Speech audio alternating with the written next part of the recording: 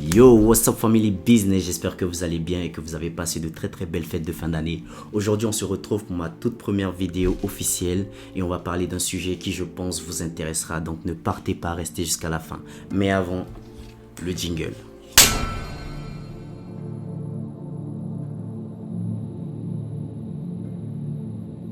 Alors dans cette vidéo, nous allons partager ensemble une expérience qui m'est arrivée et si vous souhaitez démarrer dans la photographie, je pense que cette expérience va vous apporter un plus et si vous êtes professionnel, je pense que cette expérience va vous parler. J'ai acheté dernièrement un tout petit appareil vintage parce que je me suis dit je vais me l'acheter pour mon pack histoire d'avoir un appareil de collection, etc. Et il s'avère qu'en le recevant, je décide de prendre quelques photos, un peu de tout et de rien. Un truc de ouf, je tombe amoureux de cet appareil. Et aujourd'hui, laissez-moi vous dire, cet appareil fait intégralement partie de mon set de photos professionnel. Et je dis professionnel parce que si je l'avais eu avant, je pense que j'aurais eu du mal à me détacher de cet appareil pour me diriger vers des appareils beaucoup plus professionnels comme la gamme d'appareils que j'ai.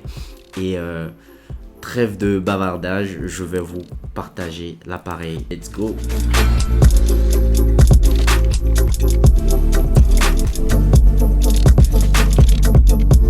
Il s'agit ici du Sony Cybershot 3,2 mégapixels qui est sorti en 2003.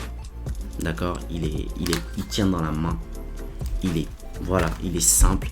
À la fin de cette vidéo, vous aurez des photos que j'ai tirées avec cet appareil et je partagerai avec vous trois aspects que j'ai retenus de mon expérience et qui je pense vont vous intéresser si vous souhaitez débuter dans la photographie.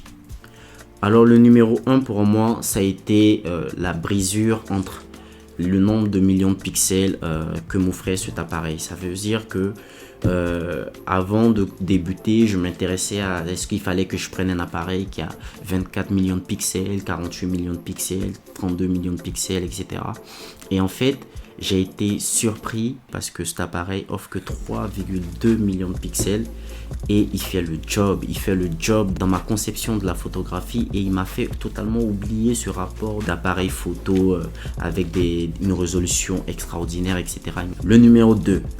Cet appareil m'a permis de me concentrer sur mes compositions de plans. Ça veut dire en fait, avant de prendre une photo, visualiser la photo que je souhaite prendre, visualiser le cadre, visualiser la lumière, etc.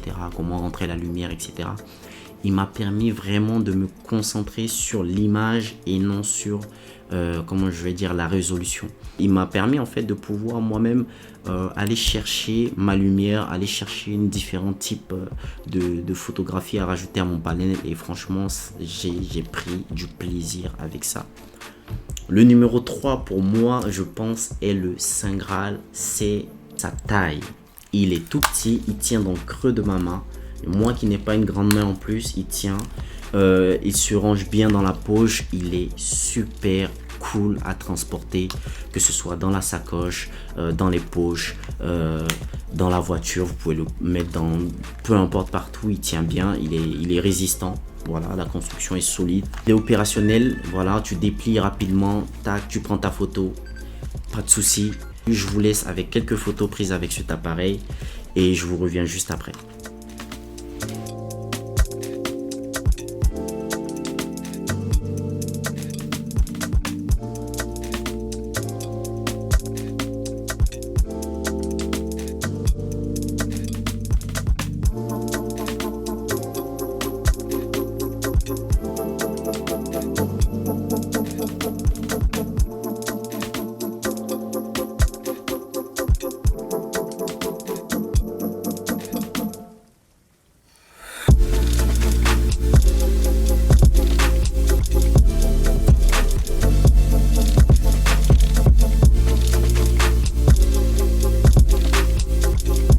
Alors j'espère que les photos vous auront plu. On se retrouve à très bientôt pour une nouvelle vidéo. N'hésitez pas à vous abonner, liker, partager, commenter.